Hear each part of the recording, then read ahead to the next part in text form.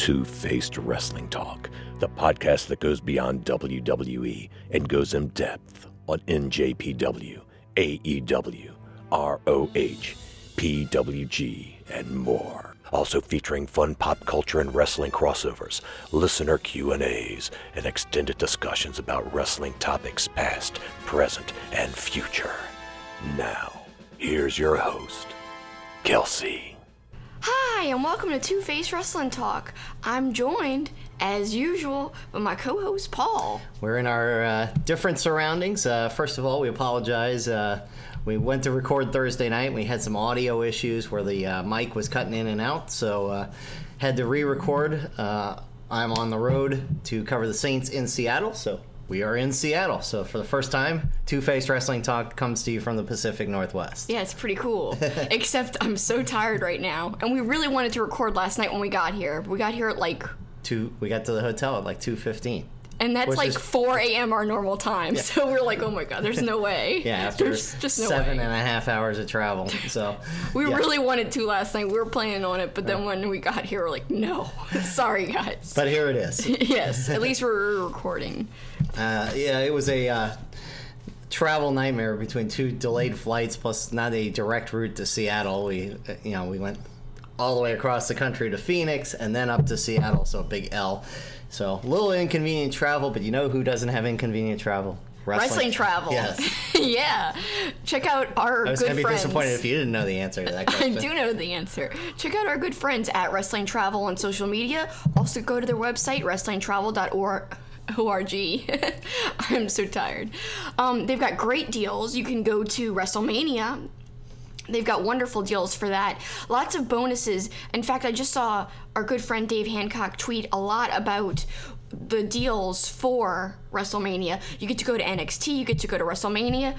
You get to go to SmackDown and to Raw. But also, there's some exclusive parties with apparently some superstars that you get to go to. That'll be before some of the events. I think that's a good deal right there. It's a big weekend, and Wrestling Travel makes it even bigger and more fun. Yeah, they do. So make sure you check that out, and make sure you check out our Patreon.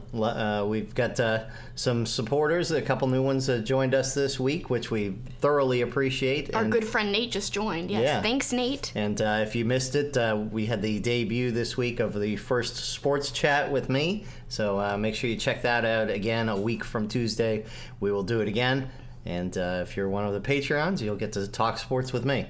Yeah, it was awesome. I really enjoyed Paul's first chat. He talked all about the football landscape, college football. But my favorite part was you talking about your favorite things you ever covered in your sports media career. Yeah, that was interesting. Well, and I also, if you're on Patreon, you'll get to hear a little twist on the Drew Brees injury.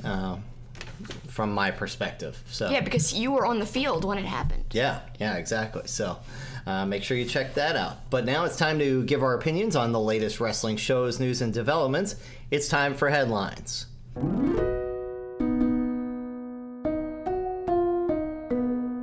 Big week. Big week. In wrestling, we watched a lot, but we watched a lot of it late. Yeah. But at least we watched it. Clash of Champions, NXT had a big night when they premiered on USA. Yep. And I know we're going to start off with that, but we also have some ROH news, some AEW news that we'll get to a little bit later. And, of course, New Japan. They had some stellar shows. Yeah, AEW is coming only a couple weeks away, and the tag team tournament brackets were released. We'll get to that in the second block. But as Kelsi mentioned, we're going to start with NXT. That was the big news this week, their debut on broadcast television. I thought, first off, it was I liked the fact that they didn't gimmick it up. They stayed true to their essence of what they are, what they've always been on the network. They didn't make it different, which I'm glad.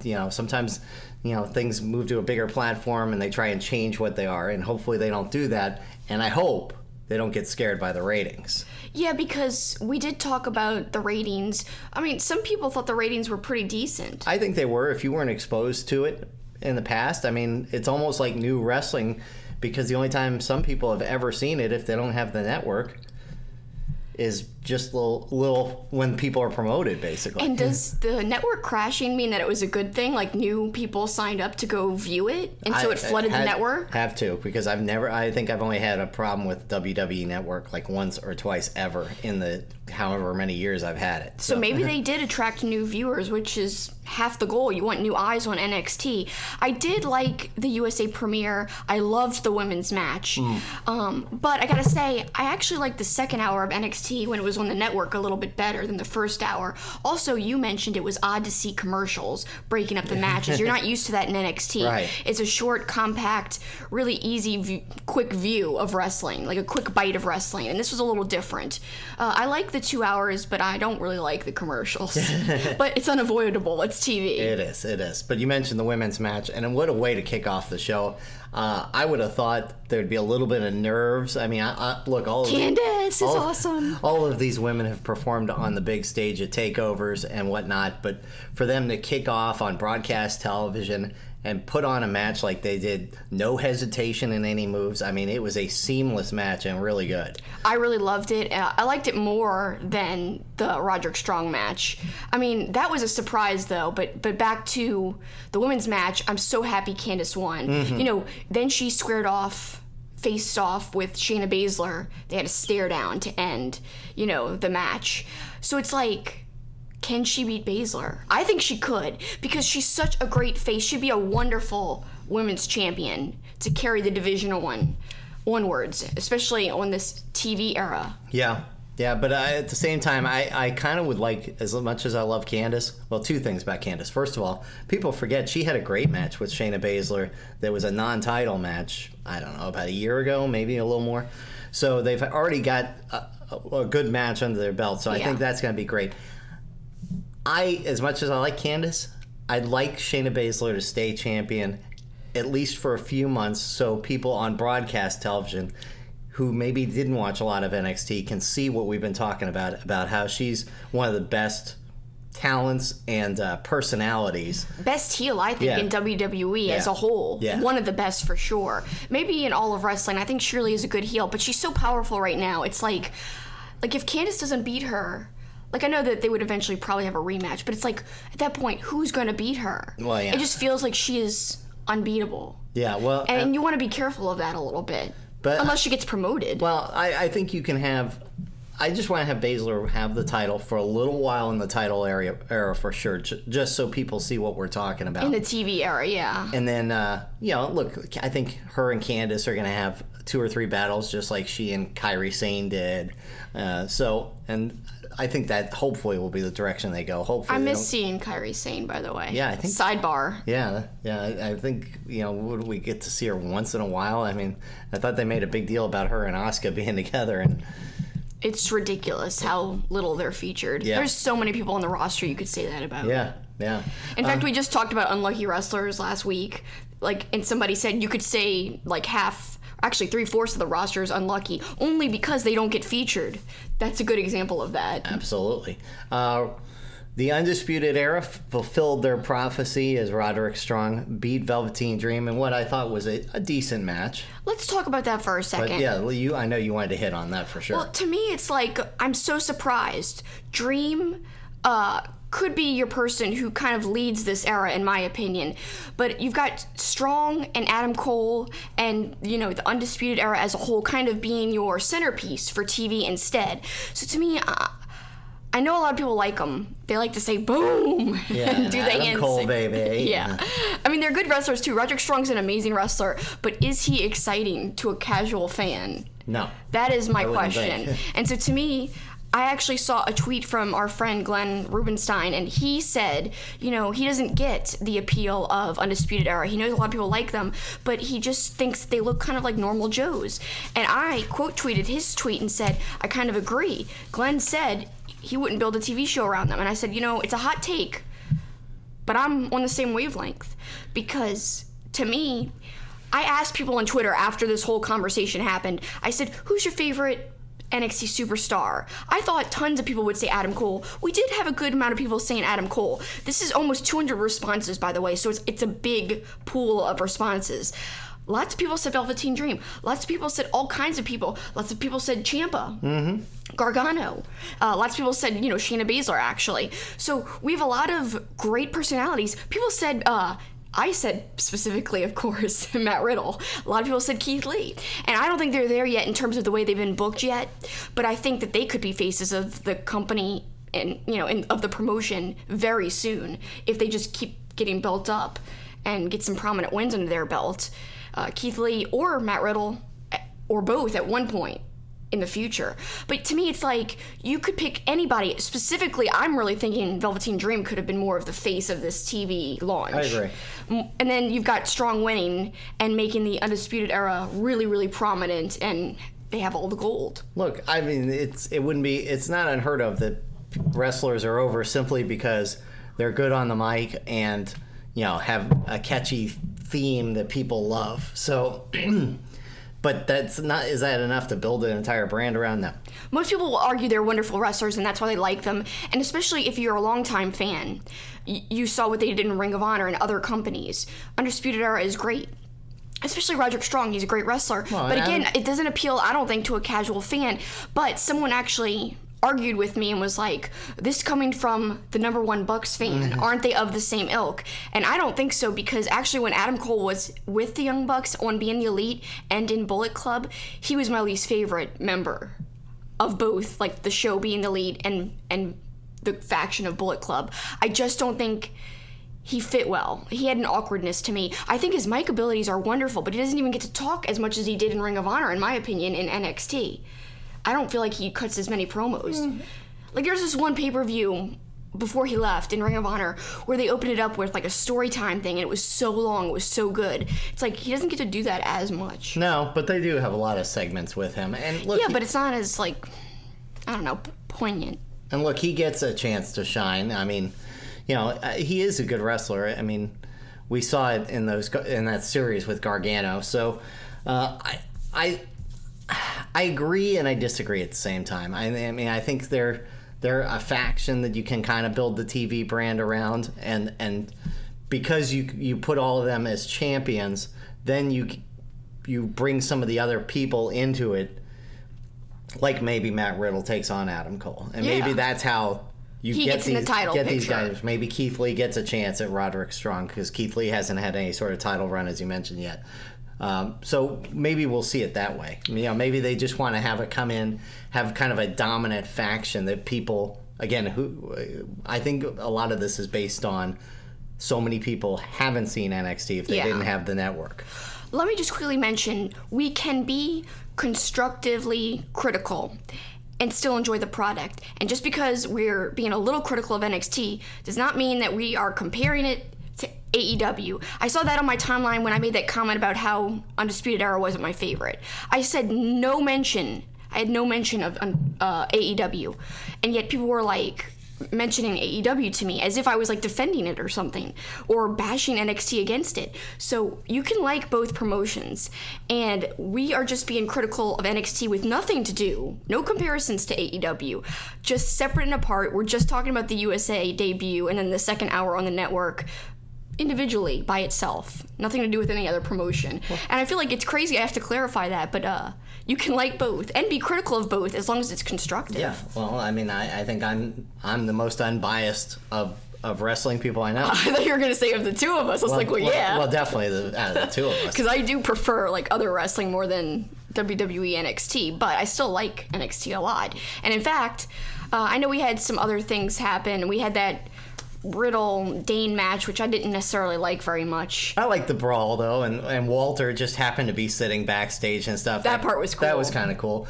And did like the return of Lio Rush. That was my favorite moment of the whole night, including the hour on USA. Although, of course, I loved the women match. As I said before, I just think the best match was that Lio Rush match. It was great to see him get a warm ovation, a warm welcome back, and then just to perform like he did. He had some insane moves. His athleticism is no surprise. We saw him back when he was on the Indies. I think we saw him once at Wrestle Circus, as you mentioned. I think so. And he's just really a pleasure to watch in terms of he does some really cool things. Things you don't even think he can do. Like, what did he do? Springboard off of like the second rope, and did a stunner, like sitting down. Yeah, like laying down. Yeah, like bouncing off of his hamstrings basically, and then doing a stunner. It was, Not on the top rope either. It was on the middle rope. Yeah, it was really nuts. cool. Yeah, he's awesome. And look, when he was with Lashley, it showed how awesome he is on the mic too. So he's got hopefully a lot. he's somebody that's getting a push. Obviously, he's going to get a chance at the cruiserweight title. That's what happened on NXT. A lot to offer for sure. And I think this NXT, this move has a lot to offer in general. Yeah, it's going to be, and again, it's going to be interesting to see head-to-head AEW versus NXT. I thought maybe the NXT ratings would be a little higher, so if you're AEW, I think you kind of come in thinking, all right, we're going to win Wednesday nights. So, I'm going to put us on the spot, both of us. Okay. If we ever watch live, what do you think we'll watch live? I want to watch AEW live for a while. I'm going to handle it the same way I handled Raw versus WCW. WCW. Whatever is the most appealing matches and storylines that week, that's what I'll watch live, and I'll DVR the other. That's what I used to do. You know, some weeks I would watch WCW, some weeks I'd watch Raw. It just depends. So, what were you watching when Mick Foley won? I was watching Mick Foley. Just wondering. Yeah. Because a lot of people like tuned out of WCW because they spoiled that on Nitro. Yeah. And basically, we've heard this story a million times. They made everyone tune in to watch Mick Foley win. Right. It completely backfired on it. Did. It's pretty funny. Let's switch to WWE, and since you were talking about how great the women's match was on NXT, shocking how short the Bayley-Charlotte match was on Clash of Champions. 4 minutes. We're going to get to it in a minute. I mean, the Banks-Becky match kind of made up for it. It was so long, and to me, it was my favorite match on the show. Yeah. But, like, you have two of the greatest women on the roster, Charlotte, Bayley, and it's 4 minutes. I understand you're doing this whole heel tactics thing with Bayley, and I really love Charlotte's facial expression. Almost like... They even said on commentary, it's like she respected the heel tactic from Bayley a little bit. She had a little weird smile on her face, like, Bayley got me. Like, what the hell? Yeah. She's playing dirty. It's always like she's like, I'm okay with it, whatever. But she still wanted another piece of her. I kind of like the ending because of the look and everything, and the way Bayley really kind of got heelish and ran away. Yeah, no, it was good. With the belt. That was cool, but like you could have done all that and still had a longer match. Yeah, like I immediately commented after thinking that maybe they were setting up Charlotte and Bayley would be in Hell in a Cell. Now, I'm sure they'll go against each other at that pay-per-view, but I thought maybe, okay, it was so short because they're going to be in Hell in a Cell. Of course, we learned this week on Raw that it'll be Becky and Banks inside Hell in a Cell, which will be awesome. It'll be awesome, but I mean... I still want to see Charlotte and Bayley do something big and have a longer match. Hopefully they will. Hopefully something big is on the horizon there. But yeah, you mentioned Banks and Becky. What a terrific match. Great to see Sasha Banks full on. She always delivers. She does dangerous, crazy spots. She really does. Like... a lot of people, actually, this is a criticism a lot of people have of her, is that she's unsafe. I've never thought that about her. I think she's willing to take a lot of risks with her own body, which pays off visually sometimes. But yeah, it is crazy and scary sometimes because she's just willing to do anything, it seems like. And I really loved how they brawled into, like, the bowels of the arena. Yep. And I couldn't believe that Becky put the mustard on her back. I just kept getting distracted. Like, it's got to feel so gross. Well, no, you were all worried that she had ruined her gear. I was like, good job, Becky. Of all the weird things for you to comment, that you were all worried about the mustard ruining Sasha Banks' gear. I'm like, I was like, you just ruined the gear. That's what you're focused on? And then at the end, it was like the mustard disappeared. It's like it was never even there. Like, there was no trace of it, hardly. It was crazy. Anyway, it was weird. I loved when Banks hit the Meteor off the second rope and got the near fall and started screaming and had basically a tantrum. I Corey loved Graves that. Gave that subtle reference to her having a tantrum because of the rumors of what had happened at WrestleMania. That she was on the ground, like she was all upset after like they lost the titles, and he did subtly reference this, like, you can't just go on the floor and have a tantrum, or I forgot how he said it, but it was, I honestly think, I mean, this could be wrong, I think it was like kind of like an inside joke to the rumor mill. Oh, Corey does that all the time. He does, he's great about it. Let's talk about something else. You've always hated that fans try to touch wrestlers. This was appalling. It was so appalling. I am disgusted, really. And this just keeps happening. And it's not just women, let me just say. It's men, too. I hate when guys touch the guy wrestlers without being, allowed to. Like, the wrestler doesn't make the first move, it's the fan. I don't like that at all. Like, there's guys just slapping other guys in the back. You know, don't do that. But a guy tried to reach over and touch Sasha's butt. Yeah. Like, it was blatant. You almost thought it was a mistake. Like, maybe he was trying to touch her shoulder, but then you rewatched it. Yeah, well, I thought, well, all right, maybe we saw it wrong. Maybe he missed and was trying to pat her. No, he was clearly trying to grab her ass. There's no doubt about it. Yeah, it was appalling, really. Yeah. You cannot do that. Look, and it's funny, I thought of this actually just now, and I could have mentioned this when we watched it live. It reminded me, I don't know if you remember this, when Jimmy Graham played for the Saints, and he jumped into the stands, and a dude grabbed his ass. Yes, and he talked about it, didn't he? He said, I'll never jump in the stands again because I wanted to celebrate with the fans, and, you know, basically this dude was completely inappropriate. Dude. Yeah, a dude, yeah. Just grabbing a handful of his butt. It was like, which, by the way, it was ironic. He jumped into the stands right into my mom and sister, knocked off my mom's glasses and broke one of her Mardi Gras beads. But that's not the point of the story. The point of the story is fans do inappropriate stuff at all sports. But yeah, the wrestling, you know, I mean, the patting on the back I can live with. I don't even like if that. If they're kind of in the crowd, but this was unbelievable. I know. So your mom was next to a butt grabber. Yeah. Or like close. Yeah. Gosh, that's scary. Yeah. But yeah, I mean, it's funny, the similarities. I had forgotten about that story, but it was a huge deal. Oh, it was a huge deal in New Orleans. Much like Sasha, he also threw a tantrum at one point. He did. Yes, anyway. Moving on in the pay-per-view, Rowan and Roman, I thought was actually, speaking of brawls into the crowd and things, I thought this was actually a surprisingly really good match. Especially when Rowan powerbombed Reigns through the table, that was pretty. I mean, we've seen that, but it was just so violent. And then we got the return of Luke Harper. I was asleep for some of the match, but I do remember Luke Harper coming back, and I liked that part a lot.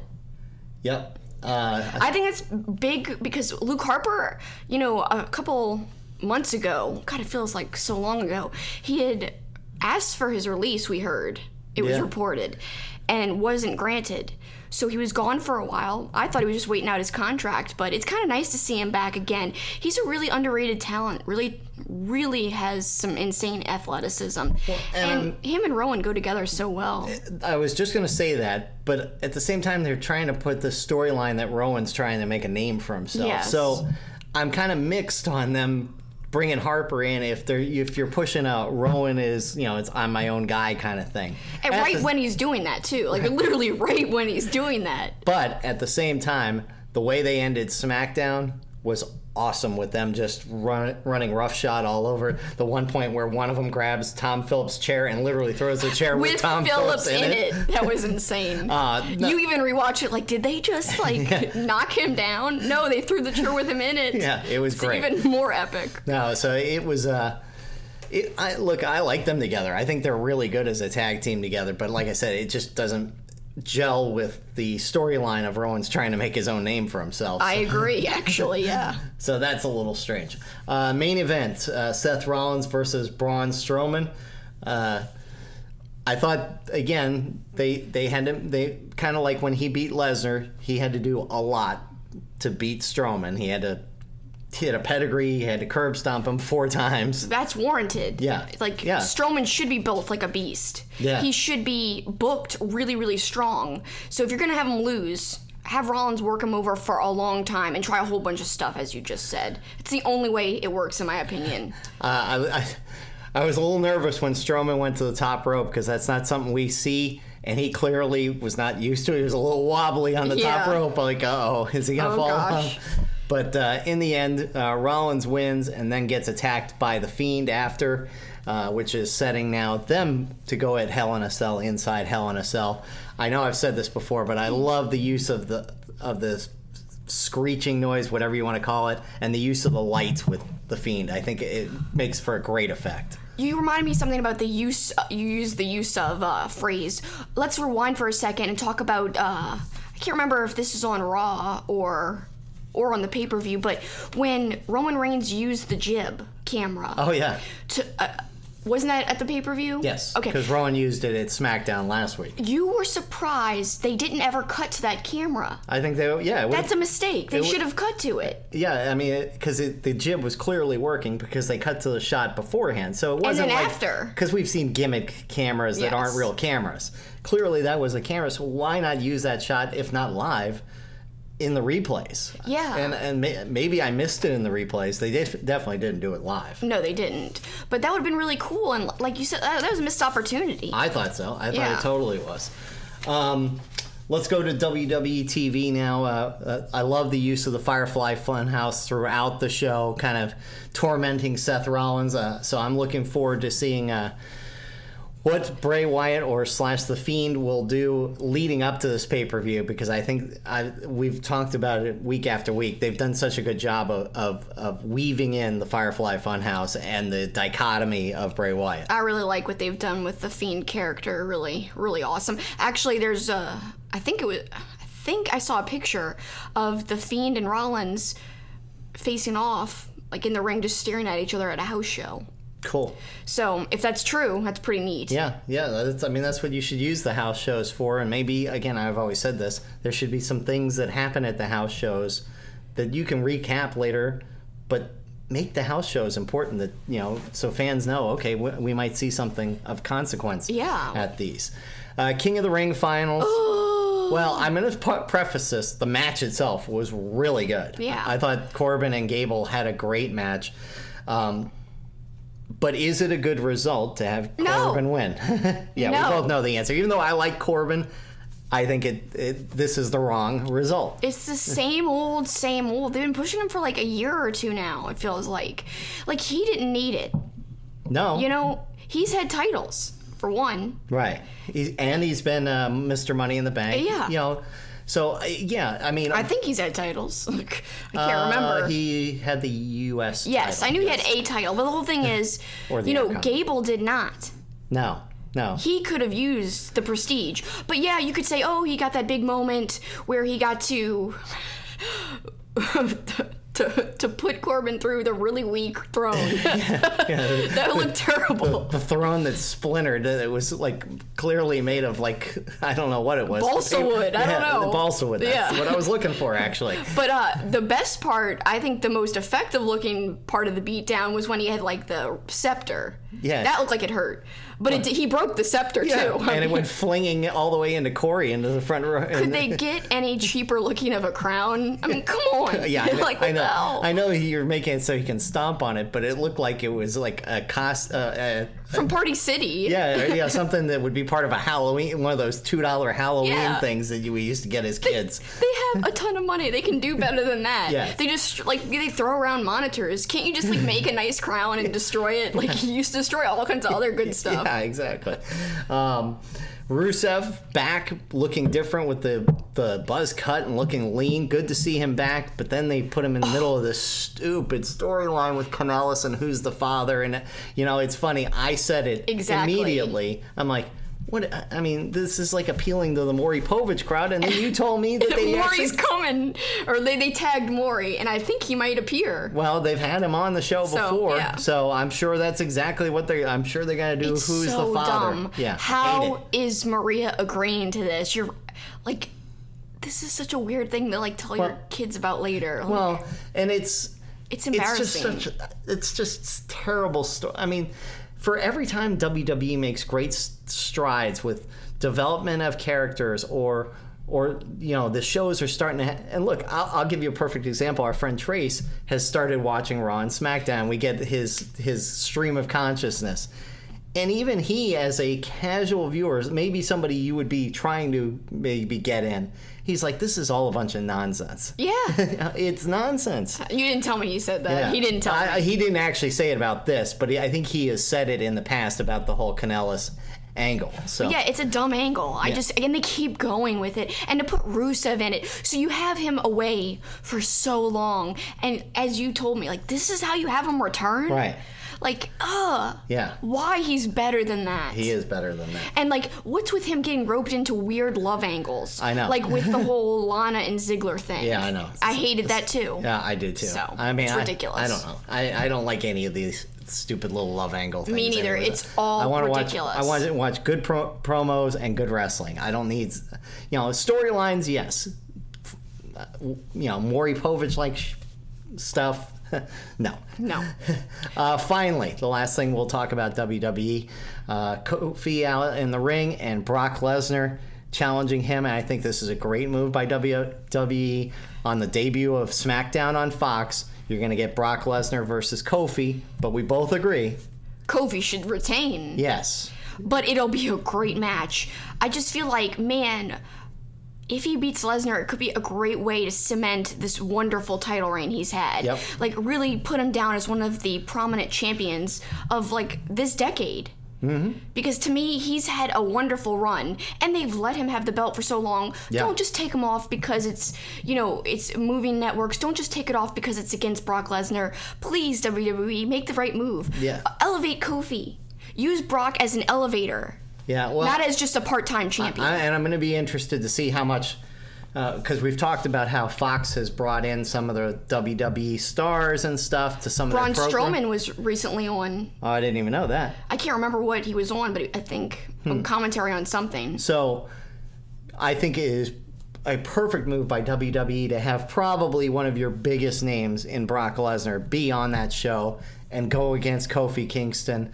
And I think that's something that literally you could see Joe Buck on Sunday Football. Don't forget the debut of SmackDown on Fox on whatever day it is, October 4th. Whatever the heck. Whatever it is. I don't know. And Brock Lesnar, who obviously is going to have crossover appeal with sports people who know him from MMA. Of course. And UFC. And football. Yeah. So I think it's a brilliant move, but hopefully, however it happens, hopefully Kofi retains the belt because I think, like you said, it cements Kofi's legacy of this year. Yeah, oh yeah.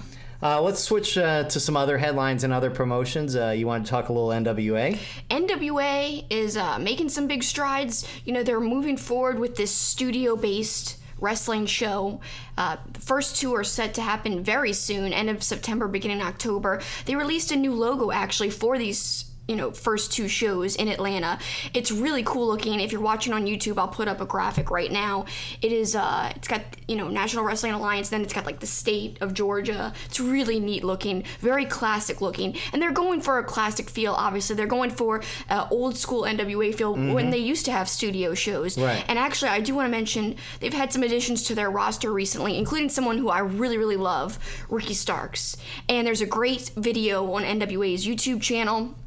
Check it out, kind of detailing Stark's history and how he's kind of like a do-it-yourself guy, does his own, video packages, or did his own video packages when he was on his own. He's officially signed with them now, and I don't think you're the biggest fan because we saw him at the 70th anniversary show. I love him, and actually the funny thing is, I think he was at the first wrestling show I ever went to, which was a Wildcat New Orleans show. He was a part of the Wildcat roster for a while, or at least as a guest, I can't remember, but he was there, and I remember thinking, he's really good, because he was like doing funny things on the apron, like tapping his foot, and really flamboyant kind of, and over the top. I'm sorry, I'm distracted. You're speaking of the state of Georgia, and as college game day is on, Ugga's on the set, drooling all over the set. Oh yeah, he's drooling everywhere, my gosh. I love Ugga. Oh, and then he's got the mascot head. So you know exactly when we're recording this. Game day is on. Yeah. We should have recorded earlier, but again, we're tired. I love Ugga. And looking forward to seeing the NWA and the whole Ricky Starks and Georgia and all that. Ring of Honor news. A couple of really good matches named for the Honor United Tour. I know you're super excited. I am. The biggest match that's been signed so far, in my opinion, and you guys might not even know who he is, but we talked about him a couple of weeks ago when we were still in Wrestling Inc. You and I discussed our 50 favorite current male singles wrestlers, and one of mine, who you could put kind of low. Well, but remember, I put him low because you haven't seen a lot. We don't see him enough for him to be in my stream of consciousness, right.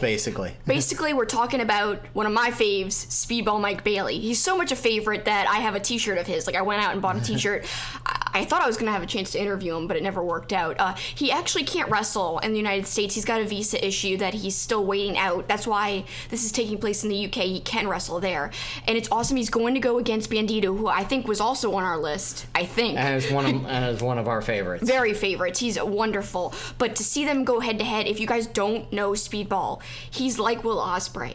Like, really aerial, but, pardon me, has like a martial arts twist. Yeah. Like, he always spin kicks people's hands on the way to the ring. Instead of high-fiving, he spin kicks people. And when we saw him live in the UK, remember? Mm-hmm. I was like, please, like, spin kick my hand, like, or heel kick my hand, whatever you call it. I was like, but he didn't. No, he did other people's, but it was so cool. No, it's gonna. I love that. Much like when we talked about how people may not know NXT, if you've not seen Speedball Mike Bailey, it'll be a good chance to see him on the Honor United. Alexa Bliss uses a move that's just like his, where she, like, flips and lands with her knees on top of the person. That's exactly what Mike Bailey does. Yep. Yep. And he did it first. But it's okay. All wrestling moves are adopted from other people, but still. One other match that's been named, Jeff Cobb will get the winner of the Taven Roosh match, which takes place at the Ring of Honor pay-per-view in a couple weeks. Jeff Cobb will get the winner there. And interesting financial news, and we're going to talk about New Japan and AEW in the next segment, but New Japan had a great last year, which is kind of interesting since Kenny Omega has stepped away, one of their biggest stars, and the Young Bucks has stepped away. And they still overlap in part of this, but what a year for New Japan. Great year. I mean, at the beginning of this time period that they took this financial measurement was including Kenny on the roster and the Bucks on the roster because they left around January 2019. This goes back to August 2018 and it goes through July 2019. And basically, it was released that they have had their most successful financial year in their history. They've made over $50 million, which is really awesome. It's up 10.8% from last time. Right. It's amazing. Which Kenny Omega and Young Bucks were totally in. So yes, exactly. That tells you how much New Japan has taken off. And look, it's growing, yeah. A lot of that has to do with the U.S. shows. Yeah. Coming to the United States, getting big crowds in the United States, kind of uncharted territory. I think having more live broadcasts on Access TV helps too. Because before, it was just like their shows were played later. Now, like, these live broadcasts, I think, are helping a little bit grow the audience little by little with these American shows. Very cool. And we're going to talk more New Japan here in a second. You know who might have an effect, though, too, a little bit? Moxley. Yeah, well, that's true. If he was there before July, and he was. Yeah, he was. Yeah, so. Yeah, so lots of excitement in New Japan, and when we come back, we'll turn our attention to New Japan, where Robbie Eagles and Will Ospreay versus ELP and Ishimori was arguably the match of the week, and ZSJ is back on top. That's when we come back. Two-Face Wrestling Talk is proud to be sponsored by Wrestling Travel. Check them out on Twitter at Wrestling Travel. Also go to their website, wrestlingtravel.org, to find out about all the exciting travel packages, including a travel package to All Out, which includes 4 nights hotel stay, StarCast Platinum Bracelet, and a lower bowl ticket across from the hard cam. They also have a very fun Wrestle Kingdom travel package, which includes round-trip airfare, 5-night hotel near the Tokyo Dome, lower bowl tickets to both days of Wrestle Kingdom, and guided tours by Being the Elite's fat-ass Masa. Come on, who wouldn't want to hang out with Masa? I think that's like the coolest thing they offer. You get to have some time with him, meet him, interact with him. He'll literally be hanging with you. And you'd get to be a part of the first 2-day Wrestle Kingdom, which is going to be really special in my opinion. They also have travel packages to WWE events, including WrestleMania 36, which you can sign up for information at wrestlingtravel.org. And they've got packages to the Royal Rumble as well, plus other events too. Check out their website. There are USA travel packages, but also UK travel packages. So whether you live in the UK or where we live in the United States, you can find something for you. Also, don't forget they've got a friendly staff that can help you out. DM them on Twitter or contact them through their website. Thanks, Wrestling Travel.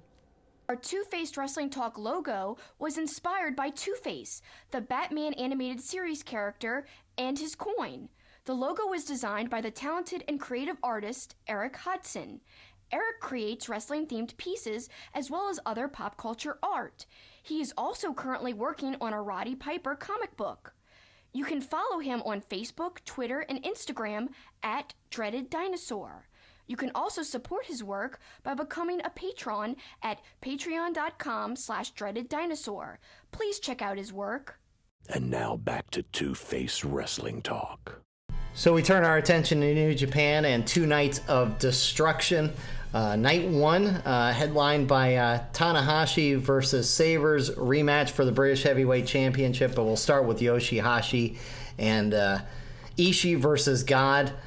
One thing I wanted to mention on this, I liked that Kevin Kelly, still, even though they seemingly are kind of ending their run with Ring of Honor, kind of legitimized not only the Briscoes, but GOD, alluding to GOD's great run in beating the Briscoes, during the summer.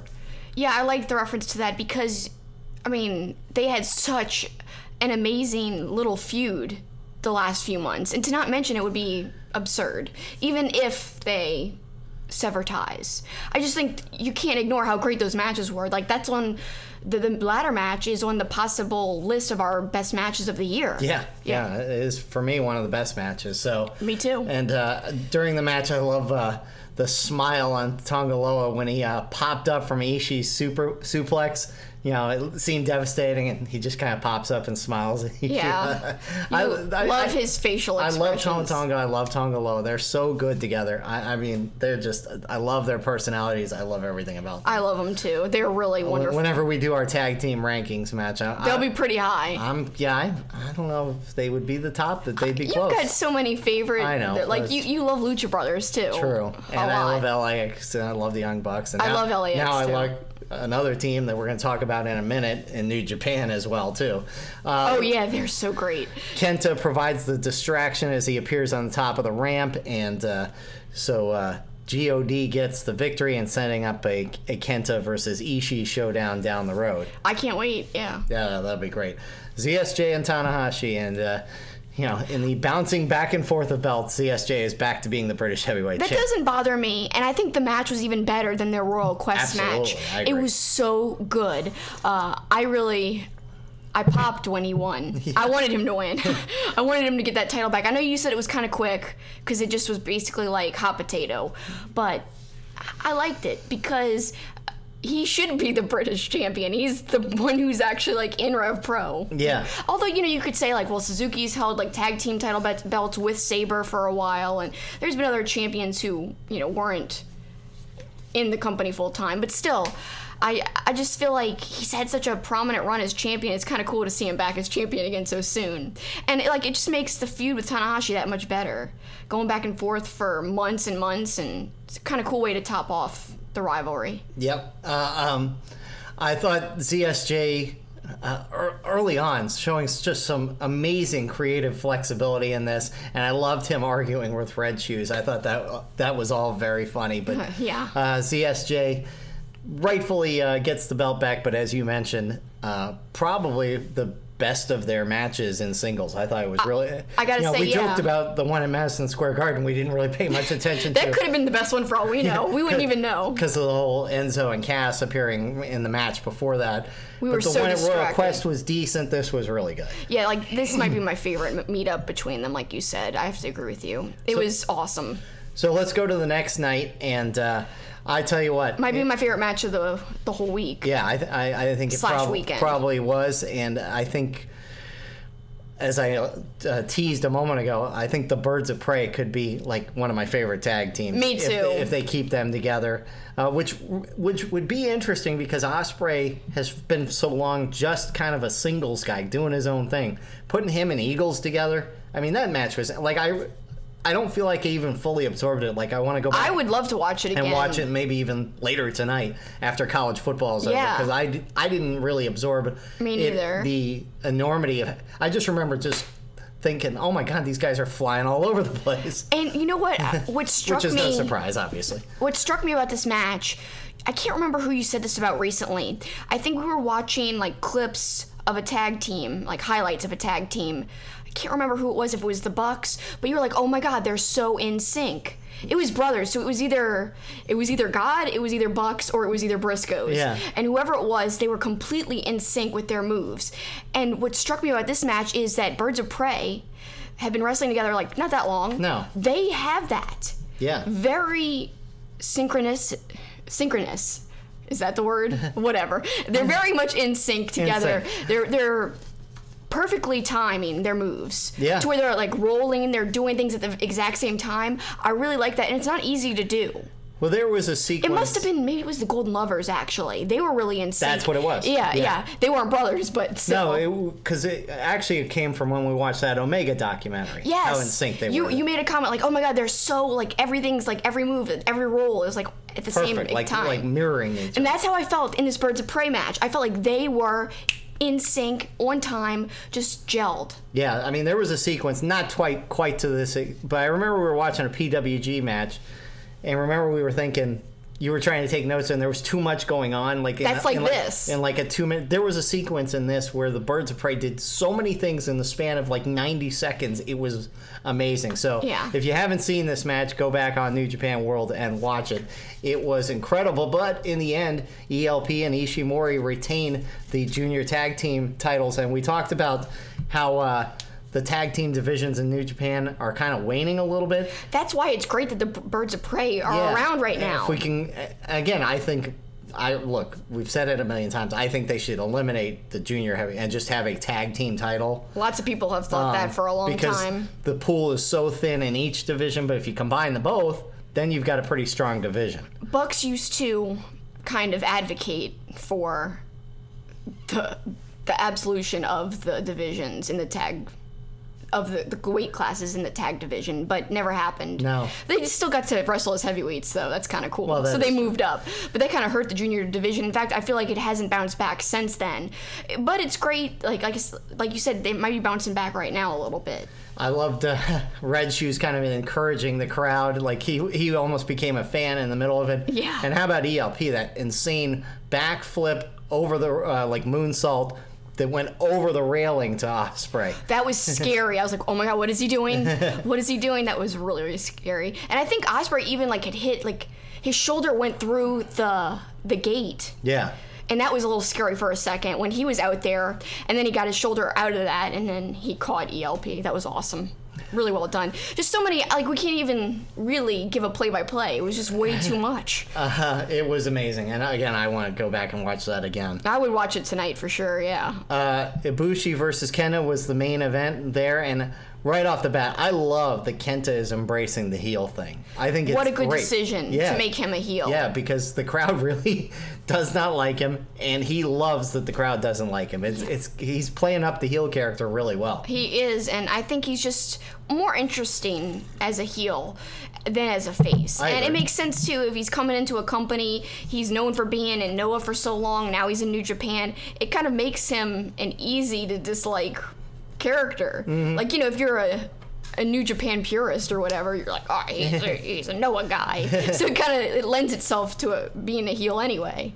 That type of situation. Yeah, and then when he dropped Bushi onto the announcer's table, I thought again, the crowd reaction to that was fantastic. And then you get the heel tactics as God came out and tried to provide a distraction, much like he had the night before for them, but Yoshihashi and Ishii ended up intervening.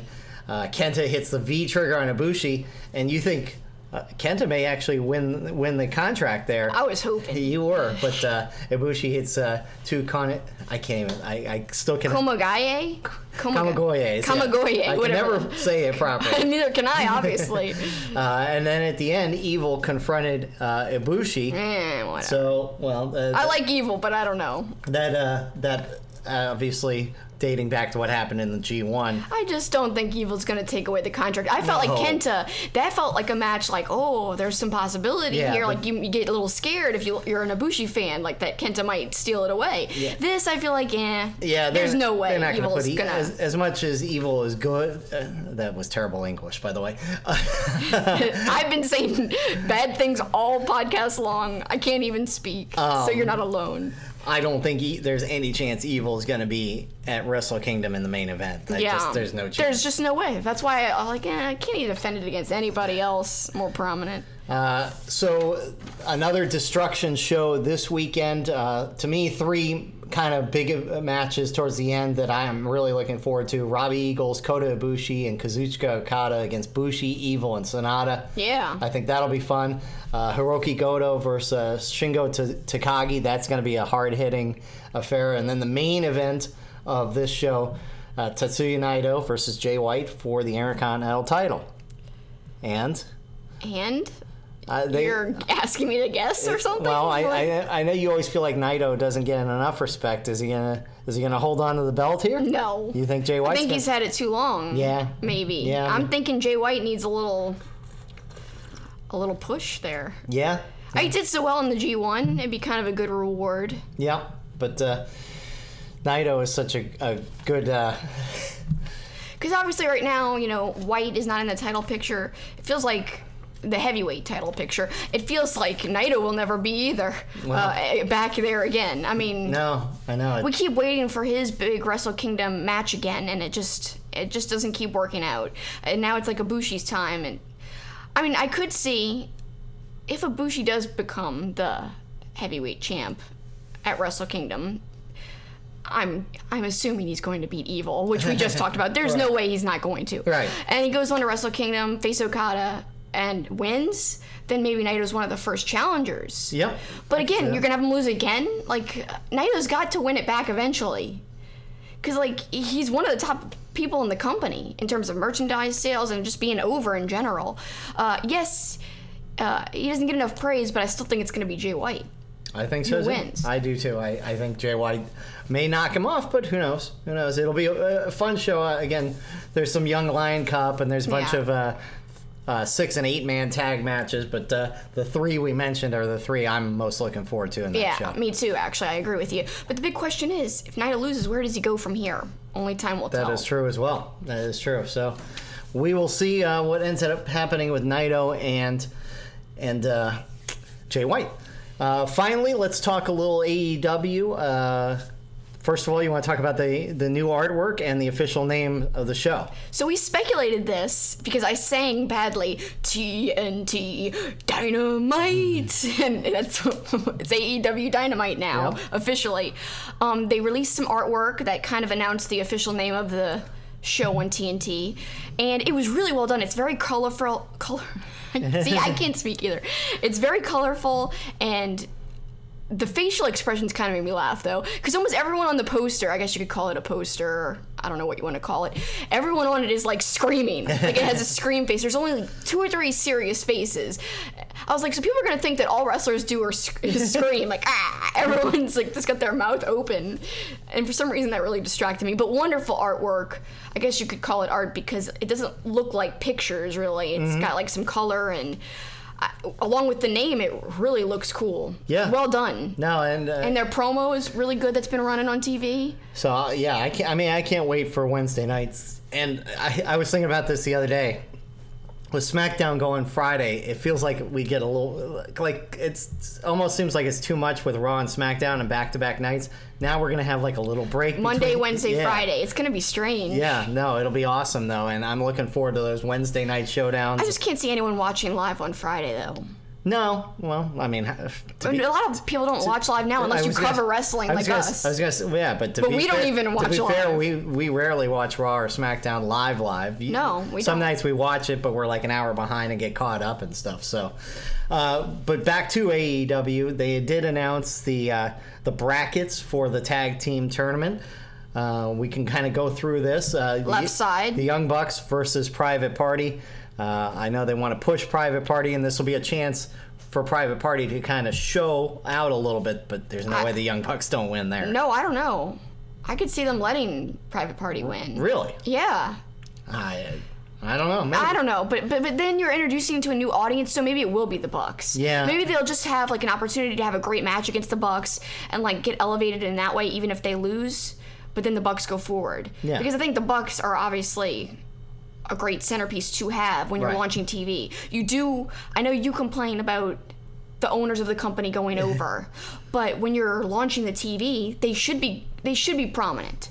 Yeah, they're the reason why it exists. I mean, they're popular for a reason. Well, like going back to the NXT example, the Undisputed Era, having that faction there and then you break off all these other matches, have the Young Bucks, have your names front and center and winning a little bit, but carrying some of these other people along with them. Because, look, TV is only going to be sustainable if you develop the other talents. There's only so far you can go on the Young Bucks versus the Lucha Brothers. But I think, hell, if it winds up, so the second match on this tier, Lucha Brothers versus Jurassic Express. If Jurassic Express beats Lucha Brothers, again, that'd be a big if. But man, and then you get Bucks versus Jurassic Express on that side. I'd love that.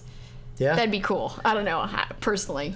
I like Jurassic Express a lot. Yeah, no, Luchasaurus is awesome. He's flipping amazing. So yeah, if people have not seen Luchasaurus, you're in for a treat as well. I just love the name so much. Yeah, I do. And the video package referencing Jurassic Park with the water vibrating, so cool. Dark Order gets a bye into the semifinals, and so they will face the winners of Best Friends or SCU. To me, it's like, man, that's the hardest match to pick, really, Best Friends versus SCU. I feel like in terms of their place on the card, it could be almost equal. Best Friends, I think, is a team you shouldn't sleep on. I think they're really a good card you could pull out at any time. And they're so great personality-wise. That's why I love them so much. I kind of just want them to go over because it would really elevate them a lot. SCU can get over on their own just by being, like, mic guys, good mic talkers. They don't have to necessarily win everything. But right. I don't know. It's hard to tell who could win that match. Whoever, I'd be happy with, because I like both teams quite a bit. It's going to be a great tournament. And like you said, it's such a great emphasis on tag team wrestling in AEW, like it should be. It's something that separates them from WWE as a company because, they value tag team wrestling. I think that's a special thing. Not all companies do. Although it does seem like WWE is finally waking up to that push with the Viking Raiders recently on television. We didn't even talk about the great promo from AOP, which I thought was a fantastic promo. I do want to mention that for a second because someone tweeted a picture of AOP side to side. That should be your tweet of the week. I didn't save that tweet. I have no idea where it is. That should be my tweet of the week, but it's not. I don't know who tweeted it. I just remember seeing it quickly. I should have bookmarked it. So it's a picture of AOP side by side with a picture of the two brothers from Breaking Bad. Tuco's cousins. Who are insane. With the boots with the skulls, and they're like silent and never talk. Right. And the resemblance is uncanny. Yeah, it was. I was like, oh my god, they could be them. It was awesome. And we're rewatching Breaking Bad right now, so like it pulls on my heartstrings because Breaking Bad is so effing good right now.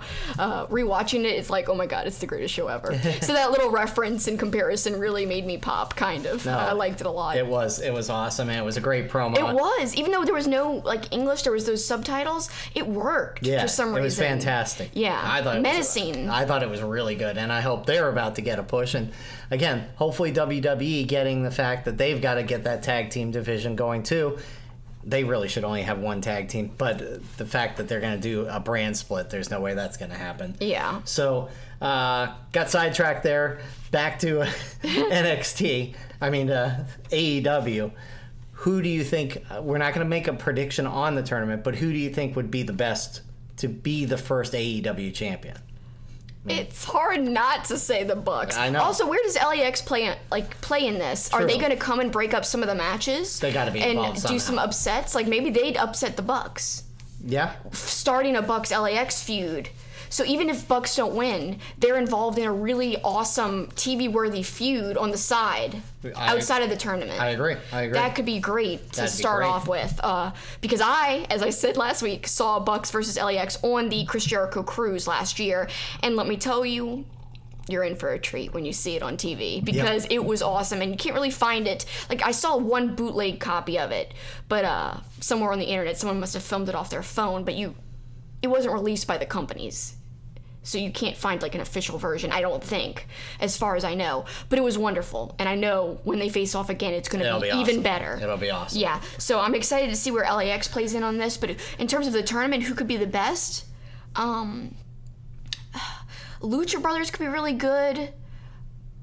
But if you want to build up a tag team, they seem really behind Jurassic Express. I just can't see them being the first champs, but it's possible. It would really help them. Like, to me, Best Friends can get over another way. SCU's already over, and Private Party could get elevated just by having a good match with the Bucks. I don't think they're going to win that match necessarily. I don't know. I feel like Jurassic Express could really do well, and it could really help them. It could help them. And make them a name. Yeah, I could even see Jurassic Express getting to the finals. So who do you think should it be? I mean, I think the Young Bucks is the obvious answer, but I think they're enough in the forefront that they don't have to be the first champs. So I'm going to say the Lucha Brothers. That's what I think it could be. That I think they should be the first champs, and not just because I'm a huge fan. Yeah. Well, you're a fan of the Bucks too, just not as much. Not as much. But, I know. All right. Speaking of things I'm a huge fan of, I'm a huge fan of Tweet of the Week. Me too. It's one of my favorite segments. Like, I'm really glad I thought of it. Every week, it's like my favorite thing to do is save all these tweets. And we mentioned Patreon at the beginning of the show. If you guys are our Patreon members, you can get access to all the possible Tweet of the Weeks that I save on my phone. Because every week, although I say one or two, there's like 20 choices that I'm picking between. This week I had even more than, it was like 22. And actually, since I posted on Patreon the choices, I've bookmarked even more. So I'll have to upload those too because I can't say them all. But just some honorable mentions actually. At Dino Winwood put a funny little tweet out, "Who's ready?" ? Hashtag AEW Dynamite. And he has the A&W root beer logo because it looks like it says AEW because the and symbol looks like an E. And then he put Napoleon Dynamite. So side by side, I'll put the picture up on YouTube. It's like AEW Dynamite. So ANW Napoleon Dynamite. It's just great. I don't know. I just thought it was like a funny little word. No, it's definitely creative. A name play kind of thing. Yeah. Awesome. So that was a little runner up. And also a quick mention that wasn't on Patreon, but Joey Ryan tweeted this awesome tweet in support of Candice LeRae as usual. He said, "Me, those NXT shirts are rough. Also me." And then he put a screenshot of his purchase of Candice LeRae's NXT t-shirt. So he bought a t-shirt for his good pal, Candice LeRae. Yep, love Pretty that. cool. Guess I'll have to get a Candice LeRae t-shirt. Yeah. I don't usually buy WWE merch anymore, but I did buy Matt Riddle's shirt, and I think I would buy Candice LeRae's shirt. Yeah. Yeah, I can see you doing that. So there's lots of runners-up. Like, I don't even have it officially picked, really. So why don't you say what I'll come back to my official pick. You say something to close out the show. Well, I think we need to close out the show by reminding you to make sure you rate us, whether it's on iTunes or Google. Wherever you listen to this, make sure you rate us. Share it if you can. Get the word back out, because obviously we're out on our own now. We're not with Wrestling Inc. anymore, so we need all the support we can get from you guys, so make sure you rate us. And we also want to thank our Patreons once again, if you want to give the shout-outs to all of our Patreons. Yes, very special thank you to our Patreon members. We couldn't do this without you. Your support means a lot. We've got our friend Nigel, Randy with 7 zeros and a 1, Graham Bagshaw at MGB Wrestling Pod. Check them out. He's got a wonderful podcast. Our good friend John at Big Paws on a Pup also has a great show. You could catch him on YouTube and on Twitter, very active. Smark to Death, of course, our great friend Anthony at Smark to Death has a wonderful show as well. And Charles Fitzpatrick. I don't know your Twitter handle, but thank you so much for supporting us. We appreciate you so much. Yep. And of course, Nate, who I believe is at Psycho Nigiri. Thank you so much, Nate. You just signed up, and we appreciate you. Yeah, and we appreciate all your support. We thank Wrestling Travel for their support, and we will be back with you next week, back in New Orleans, provided we make it back from Seattle. Yeah. We have a little more direct route back from Seattle. We go through Dallas and cut across the country as opposed to making a big L. So excited about that. Okay, so runner-up tweet. Finally getting to the tweet of the week. At MF Steve here. They've got a good podcast too, Real Going and Raw. Stop effing touching wrestlers. FFS, hashtag Raw. I agree with that 1,000%. As we said, he said that after someone tried to touch Sasha's butt, as we were talking about earlier. Unacceptable, horrible. Please, somehow, let's find a way as fans to stop that. Yeah. And then finally, my tweet of the week, an inspirational kind of a lesson type of tweet from John Cena. He's been doing these a lot lately, so I kind of like them, and they've been kind of inspirational, and I think they're good lessons to live by. At John Cena, if someone invites you into their world and you accept, don't see their world through your eyes, see it through their eyes.